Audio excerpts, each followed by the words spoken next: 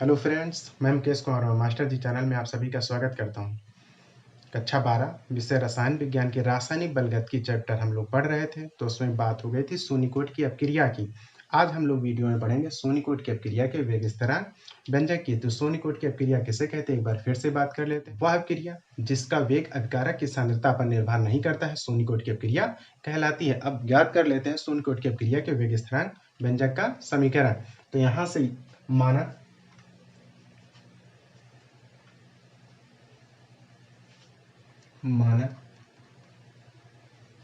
सोनिकोट की अपक्रिया सोनिकोट की अभिक्रिया निम्न है। अब यहां से मान लेते हैं सोनिकोट की अपक्रिया, तो ए अभिकारक हो गया, पी आपका उत्पाद हो गया, जिसे प्रोडक्ट हम बोलते हैं। ये हो गया हमारा प्रोडक्ट के रूप में। अब यहां से अगर हम बात करते हैं, ए अभिकारक है, पी प्रोडक्ट है, तो किसी भी रासायनिक अभिक्रिया में जो पदार्थ आगे लिखा जाता है वो अभिकारक कहलाता है। अभिक्रिया के दौरान जो पदार्थ प्राप्त होता है उसे उत्पाद कहते हैं या प्रोडक्ट कहते हैं। तो यहाँ पर जो ए अभिकारक है, माना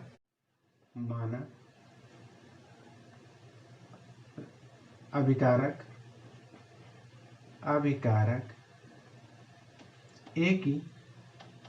ए की प्रारंभिक सांद्रता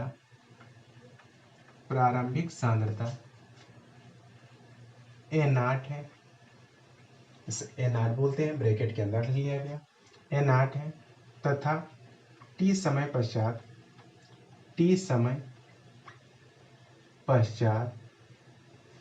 प्रारंभिक सांद्रता A0 थी, t समय पश्चात अभिकारक की सांद्रता t समय पश्चात अभिकारक की सांद्रता A हो जाती है, अभिकारक की सांद्रता A हो जाती है। अब माने यहां से माना अभिकारक जो A था उसकी प्रारंभिक सांद्रता A0 है तथा t समय पश्चात अभिकारक की सांद्रता A हो जाती है।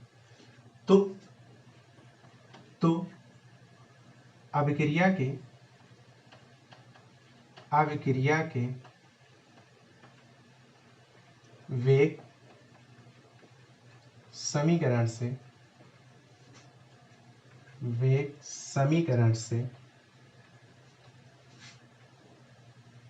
dA/dt डायरेक्टली प्रोपोर्शनल, यहां से A 0 के हो जाएगा। अब अभिक्रिया का जो वेग समीकरण होगा, हमको पता है किसी भी रासायनिक अभिक्रिया का जो वेग स्थिरांक होता है वो dx/dt या dA/dt होता है। तो यहाँ से सोनिकोट की अपक्रिया है, सोनिकोट की अपक्रिया होने के कारण जो इसका वेग स्थिरांक होगा वो dA/dt होगा, और सोनिकोट की अपक्रिया होने के कारण जो इसका कोटि होगी वो शून्य होगी। तो अभिकारक की जो कोटि है वो शून्य हो गई। तो यहाँ से dA/dt डायरेक्टली प्रोपोर्शनल A0 आपका हो गया। यहाँ से डायरेक्टली प्रोपोर्शनल जब हटाया जाता है तो वेग स्थिरांक के रूप में क्या आ जाता है। तो यहाँ से हम लिख सकते हैं dA/dt। अब जब अभिकारक की बात की जाती है तो वेग स्थिरांक का मान ऋणात्मक लिखा जाता है, उत्पाद के लिए वेग स्थिरांक का मान धनात्मक लिखा जाता है। तो यहाँ से अभिकारक है, इसे हम ऋणात्मक चिन्ह से प्रदर्शित करते, तो -dA/dt इजकल टू के, यहाँ से a के पावर 0 आपका हो गया। किसी भी संख्या के अगर पावर में 0 तो उसका मान 1 होता, तो a के पावर 0 का मान 1 हो जाएगा। dt को बराबर के उस पार भेज देते, माइनस का dA ब्रैकेट के अंदर बराबर आपका, यहाँ से k a के पावर 0 का मान 1 हो गया, इंटू आपका dt आ गया। अब दोनों पक्षों का समाकलन करने पर दोनों पक्षों का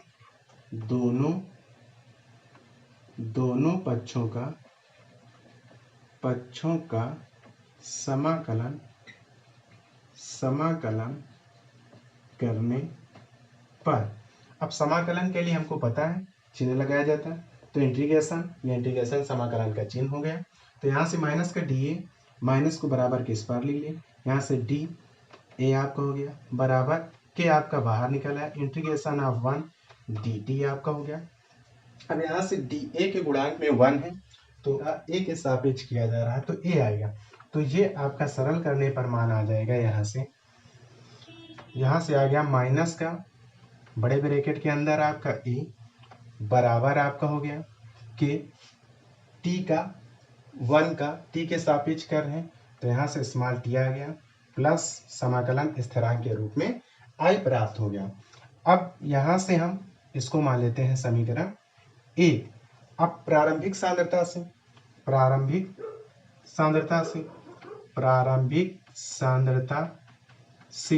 तो हमको पता था प्रारंभिक सांद्रता जब थी t बराबर 0 उस समय हमारा जो अभिकारक था वो अभिकारक हमारा किसके बराबर था, अभिकारक a नॉट था।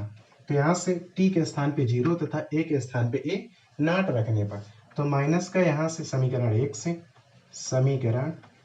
1 से अब इसका मान समीकरण 1 में रखा गया तो यहाँ से माइनस का आपका आ गया a नॉट बराबर आपका k इंटू आपका 0 हो गया प्लस का i आ गया। इसे सरल किया गया तो i बराबर माइनस का a नॉट प्राप्त हो गया। अब i का मान समीकरण 1 में रखने पर i का मान समीकरण 1 से यहाँ लिख दिया गया समीकरण 1 से। अब समीकरण 1 में i का मान जब रखा गया तो माइनस का यहाँ से a आपका आया बराबर k इंटू टी, i का मान माइनस का आपका a नॉट आ गया, a नॉट को बराबर किस बार भेजा गया तो यहाँ से आपका आ जाएगा ब्रैकेट के अंदर a नॉट, ये माइनस है तो माइनस का a बराबर आपका kt हो गया। अब t को बराबर किस बार भेजा गया तो k बराबर आपका 1/t ब्रैकेट के अंदर a नॉट माइनस का ये आपका आ गया a नॉट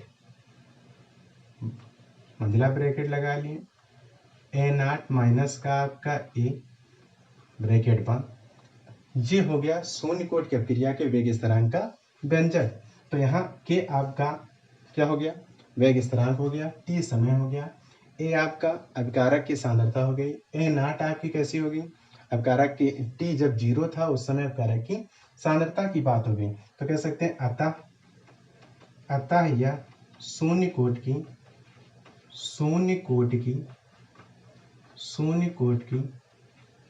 अभिक्रिया शून्य कोटि की अभिक्रिया के वेग स्थिरांक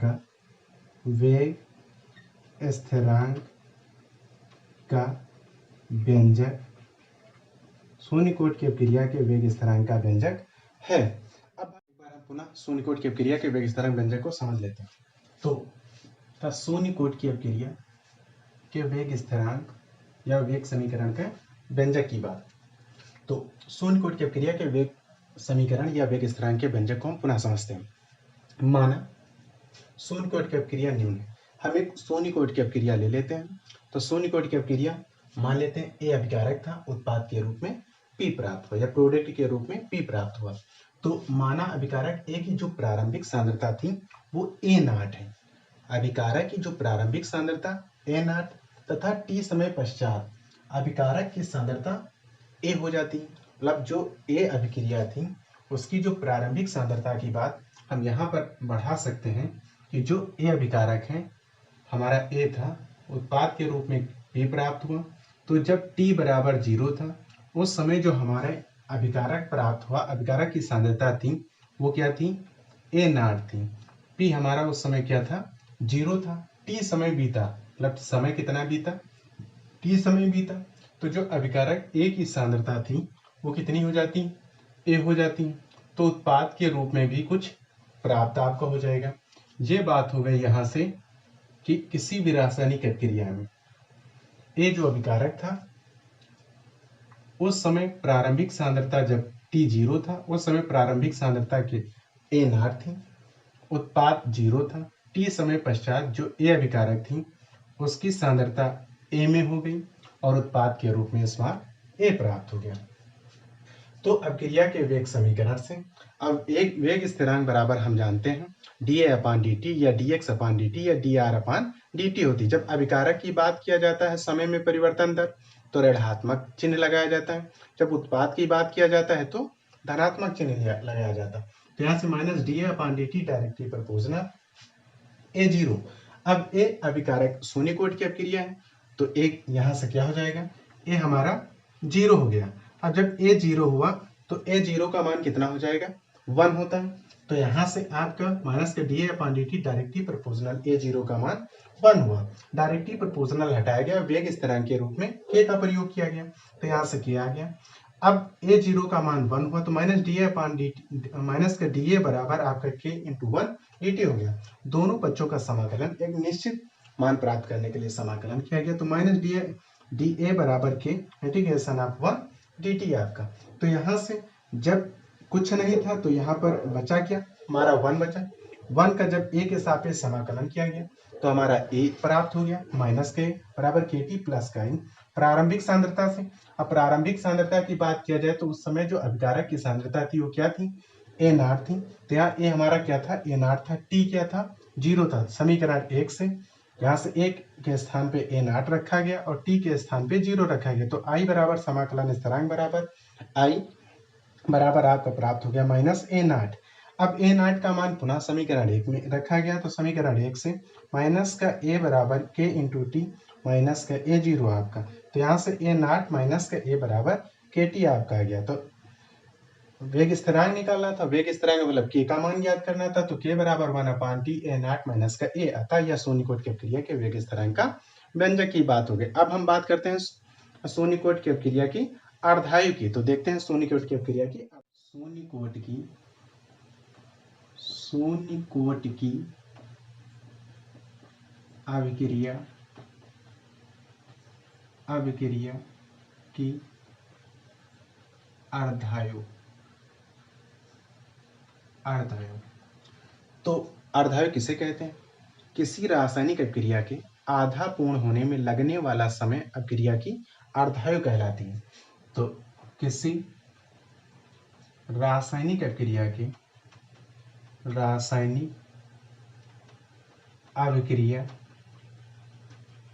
अभिक्रिया के आधा पूर्ण होने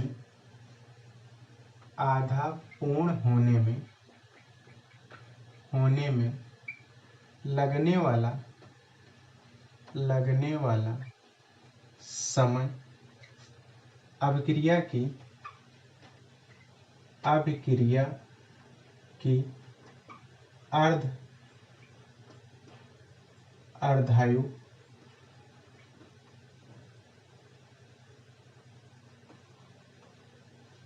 अर्धायु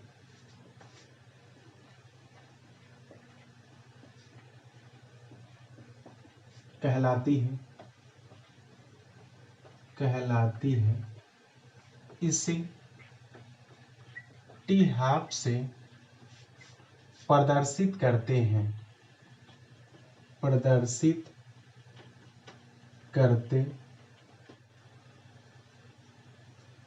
ये बात हो गई शून्य कोटि की अपक्रिया की अर्धायु। मतलब अर्धायु किसे कहते हैं, अगर ये प्रश्न पूछा जाए कि अर्धायु किसे कहते हैं, तो किसी रासायनिक अपक्रिया के आधा पूर्ण होने में लगने वाला समय अपक्रिया की अर्धायु कहलाती है। किसी अपक्रिया के आधा पूर्ण होने में लगने वाला समय अपक्रिया की अर्धायु कहलाती है। इसे टी हाफ से प्रदर्शित किया जाता है। अब शून्य कोटि की अपक्रिया के वेग व्यंजक से शून्य कोटि की अभिक्रिया के वेग समीकरण व्यंजक से। अब अभी हम लोगों ने देखा शून्य कोटि की अपक्रिया का जो व्यंजक था वो क्या था, K equal to 1 upon T A naught minus का ए। ये हमारा था शून्य कोटि की अपक्रिया का व्यंजक। अब यहाँ से हमको पता है यदि किसी रासायनिक अपक्रिया के आधा पूर्ण होने में लगने वाला समय टी हाफ है, तो अपक्रिया के आधा पूर्ण होने में लगने वाला समय टी हाफ। तो यहाँ से यदि टी बराबर है टी हाफ के, तो जो अभिकारक की सांद्रता होगी वो भी प्रारंभिक सांद्रता की आधी हो जाएगी। तो यहाँ से ए बदल जाएगा ए नॉट 2 में, इसको माने समीकरण 1। तो यहाँ से कह सकते हैं समीकरण 1 में t तथा a का मान रखने पर, अब इन दोनों का मान ऊपर रखा जा रहा है, तो यहाँ से k बराबर 1/t½ ब्रैकेट के अंदर आ गया, यहाँ से a नाट माइनस का इसके स्थान पे आ गया a02, इसके बटे हम कर देते हैं 1, दोनों में लासा लिया गया, यहाँ 2 का गुणा हो गया, तो k बराबर ये हो गया आपका 1/t½ लासा लेने पर 2, ऊपर आ गया a0 माइनस का a0 पूरे के बटे आ गया 2। यहाँ से 2 में से 1 घटेगा तो 1 बचेगा। t½ को बराबर के इस पार लाते हैं, तो यहाँ लिख सकते हैं t½ बराबर आपका आ जाएगा, ये k आपका बराबर के उस पार पहुँचा, इसको घटाया गया तो ऊपर आ गया a0/2k, जो हो गया शून्य कोटि की अपक्रिया की अर्धायु, कह सकते हैं अतः यह शून्य कोटि की